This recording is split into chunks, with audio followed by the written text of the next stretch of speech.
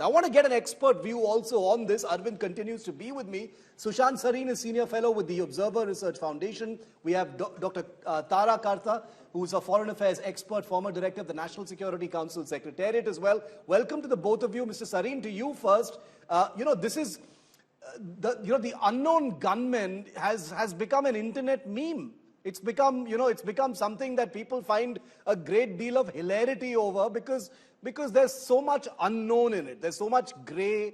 One can never put your finger on anything specific. Pakistan has continued to finger point endlessly. But here comes this guy, Ashok Kumar Anand, who's been named by Mohammad Qazi, the Foreign Secretary, 4 months ago. And here he is on camera saying, I'm an ordinary businessman in Dubai. What do you think? Well, frankly, Shiv, he looks very unlikely to be James Bond of India, to be very honest with you. No disrespect meant to Mr. Anand, but he's certainly not the kind of a guy you would expect who's doing some cloak and dagger stuff, notwithstanding his dark glasses. But frankly speaking, I find it quite hilarious. In fact, it's tragic what is happening to a man like him, an ordinary businessman. And I think he made a mistake by hiring a Pakistani. That's the worst thing you can do. Now, I'm not saying that Pakistani was some kind of a dubious character, but what I'm saying is that the moment you hire a Pakistani, you actually open yourself to a whole lot of, this kind of nonsense which happens in between India and Pakistan. So the best thing to do is to stay away from them, first and foremost. But other than that, I think Arvind has a point that, when you are desperate, you are trying to get hold of somebody or the other. And we've seen that, for example, it happens, cops do it all the time, that if you have to produce results, you will produce anything, and then let that guy suffer, go through courts. But in this case, it's not just about suffering of going through courts and other stuff. In this case, you are actually painting a target of an innocent man's life, on his back. And so if this guy is in hiding, it's tragic what is happening to him. But, frankly, don't hire a Pakistani, stay away from them. And many Indians have this attitude, we speak the same goddamn language, we like the same food, etc., etc. So there are people like us. They're not people like you. They are vicious people. They are treacherous. They will ditch you at the last minute. So it's best to keep your distance from them. Deal with a whole lot of other nationalities who are there in places like Dubai and other cosmopolitan places. Why the hell do you only have to find a Pakistani to deal with? And in the case, in this particular case, see, this is not the first time they've done this, Shiv.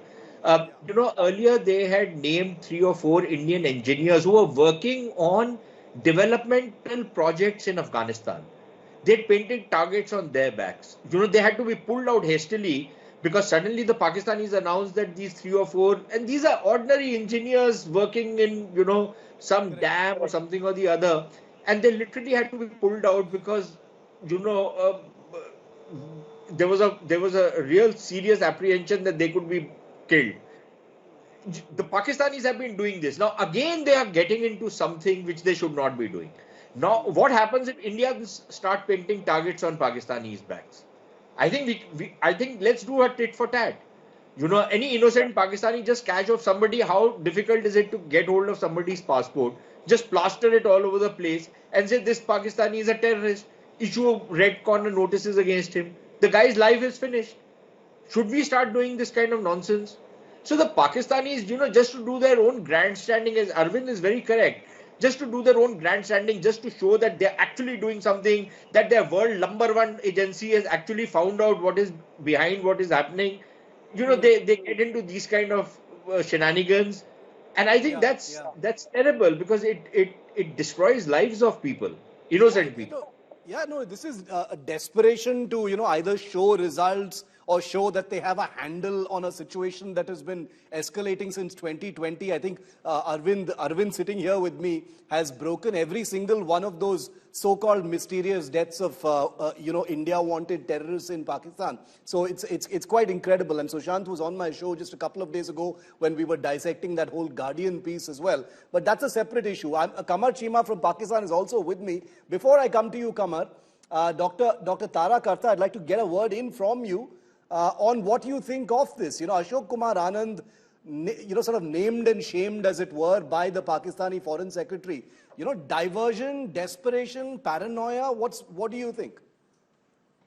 I think it's shameful that a responsible official in Pakistan takes out an innocent man and puts him through this.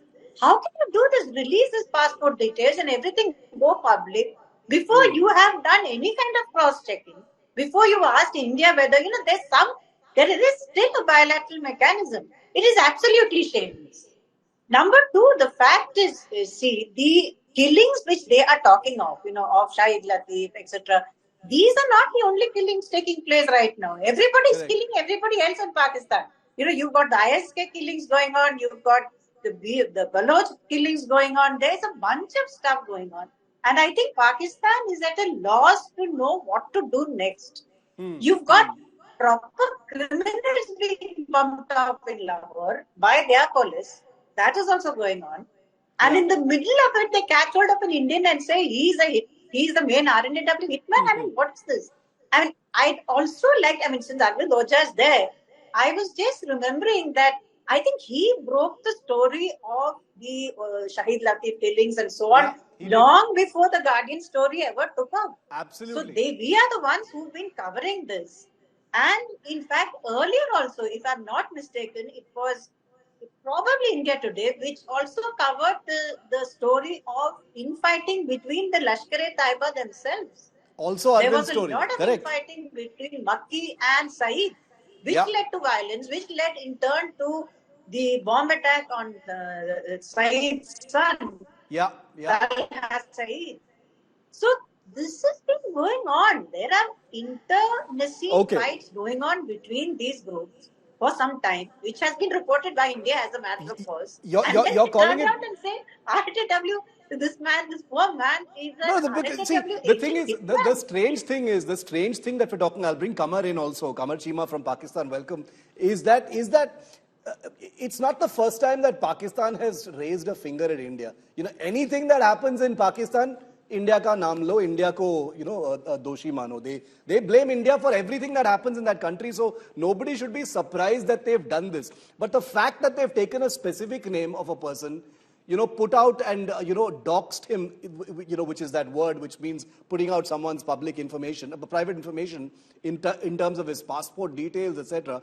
You've endangered someone, not knowing who the guy is. And if he was a raw handler or a handler of assassins, why would he give an interview? I mean, Kamar, your country is not looking very good right now, looking a little desperate. Doxing a guy, and the guy's on camera speaking out, saying, I'm in Dubai, I'm a businessman, everyone knows where I am. He has a gold shop there.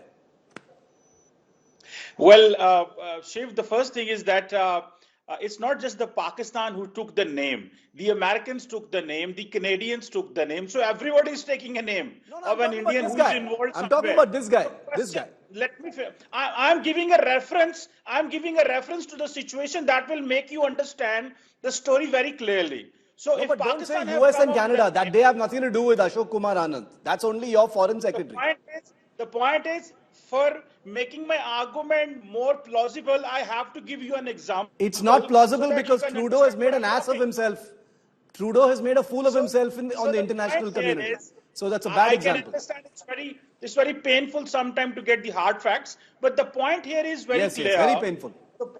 The point here is very clear. Pakistan has come up with certain names. Pakistan has told this, shared with this certain friendly countries, that how these networks have been targeting people in Pakistan. So if you remember, 2 months ago, Pakistan's foreign secretary came up with some data and he shared that data. So the question is that rather getting panicked, I know this is an election time in India. Rajnath Singh he has a shop in Dubai, Kamar. He has a shop in Dubai. If he was a handler, why would he really reveal all his information and come on camera with Arvind?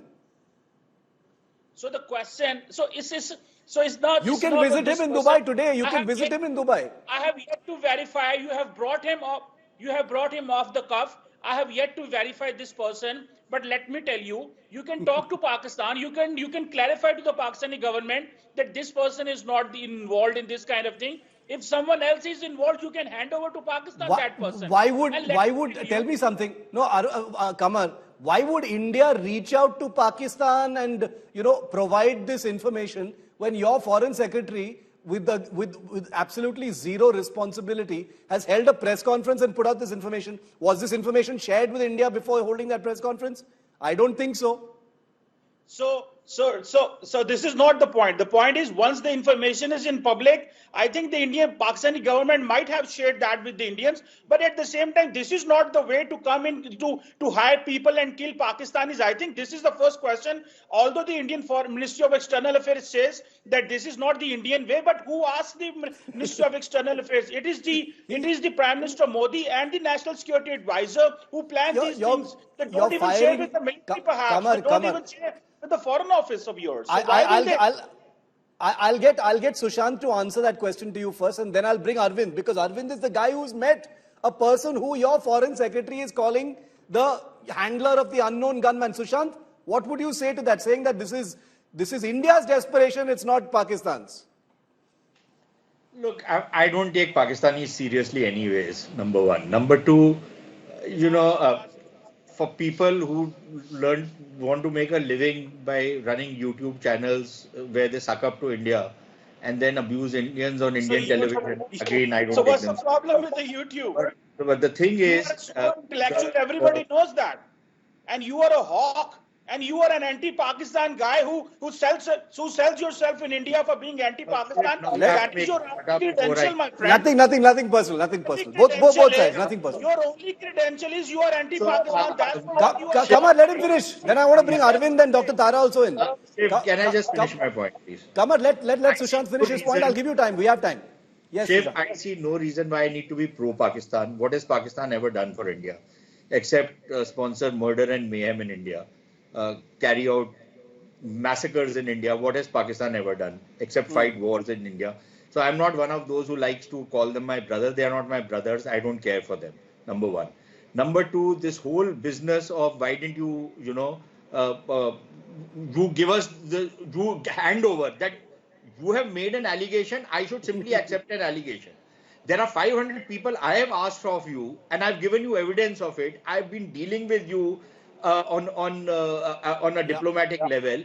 You have never reciprocated. So where does this question come? Number three, and most importantly, Shiv, if the gentleman is in Dubai, right? If indeed he was involved in this kind of nefarious activity, the Pakistanis can always approach the Dubai authorities. After all, they are brotherly Muslim country. Why haven't they done that? Why haven't the Dubai authorities ever responded to them? Because they're talking nonsense. And in the case of the American accusations, they have alleged against somebody who was a man of a dubious background. Supposedly somebody who's been involved in narcotics smuggling, trafficking, whatever. So the Americans have leveled an allegation. They have not been able to get the guy extradited from wherever that fellow is. I believe he's in Czechoslovakia. Czech Republic. Please tell us one name which Trudeau has given. Trudeau has just shot his mouth off because he wanted to suck up to the Khalistani guy.